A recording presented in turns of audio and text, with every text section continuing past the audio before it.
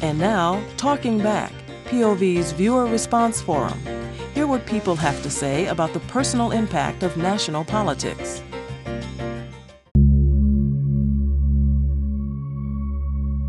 After 9/11, there was a great outpouring of sympathy for Americans, which as an American living overseas was very comforting to see. In Amsterdam, we lived right behind the American consulate, and there was a big park in front, and I'll never forget the hundreds and hundreds of bouquets of flowers that were put by this gate in front of the consulate. And it really showed and that wasn't staged, that wasn't orchestrated, and that was a genuine outpouring of the Dutch people toward that tragedy on September 11th. In the year or so since then, a lot of that sympathy and warm feeling, I think, has dissipated.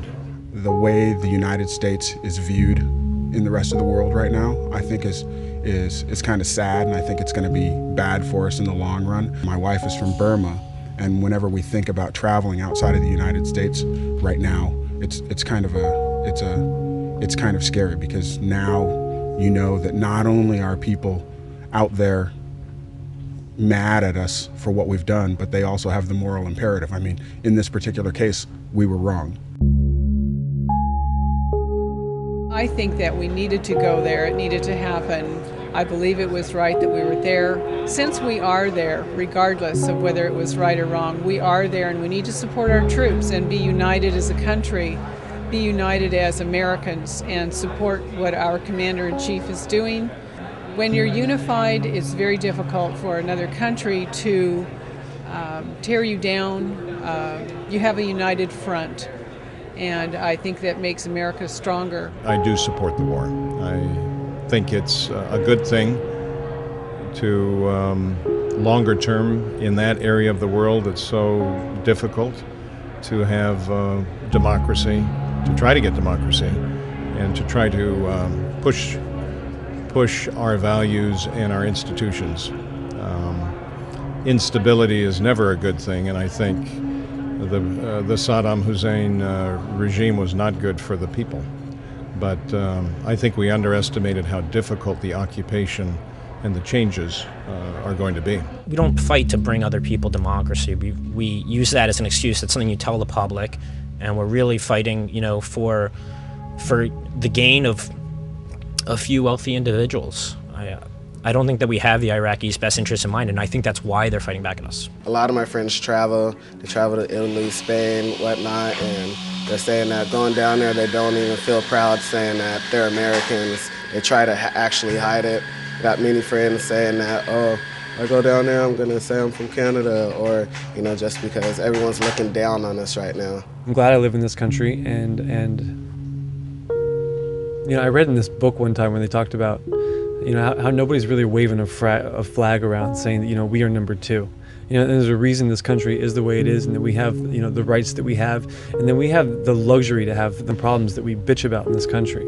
And the fact that other countries can't do that, and the fact that in other countries you'd be shot in the city center for burning a flag, I love that about this country. I honestly do feel really bad. I have no complaints about other countries not liking us, because I do think we go in and just, make everything ours, or just try to push other people around, and I don't really think it's right.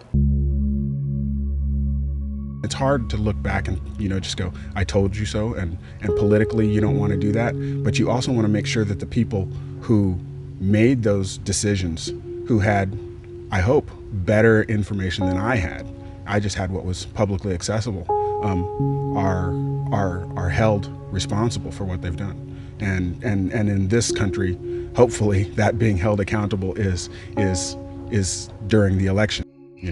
You get voted out of office. I believe that since our process is theoretically based on democracy, or the democratic process, that it's a requirement to vote, that everyone should vote, everyone needs to vote, otherwise we become a tyranny of the minority. And for somebody who says they don't want to vote, well, they're opting out of the big game. And then we have to live with the results of that. I actually am quite turned off by politics.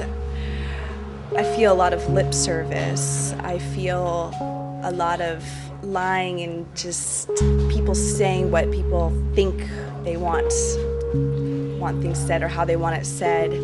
I wish there was somebody out there that could represent me. And right now I don't see anyone who comes close to touching the issues that I'm extremely passionate about. If you take the time and get involved in the process, whatever party you happen to belong to, or maybe not belong to, but if you take the time, go to public meetings and get involved with the process. For me, it started going to my neighborhood caucus meeting. And that same year, I was an alternate delegate to the national convention.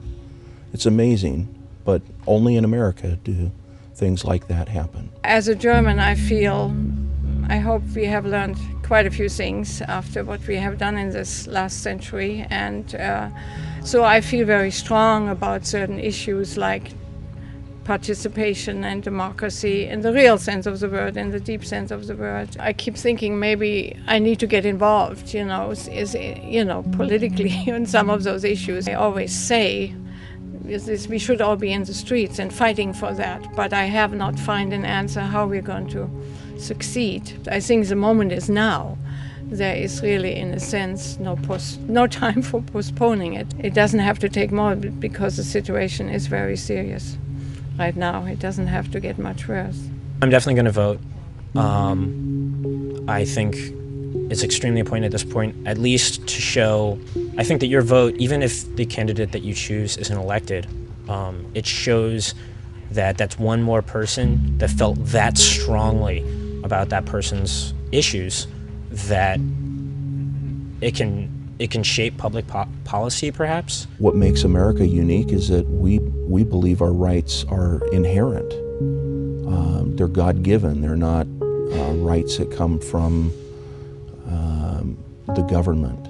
The government doesn't grant us our rights. Our rights come to us because we are human. It's not enough just to say that our Constitution and our courts will protect our freedom, but each one of us individually, we need to work hard, each and every generation, to preserve our freedom.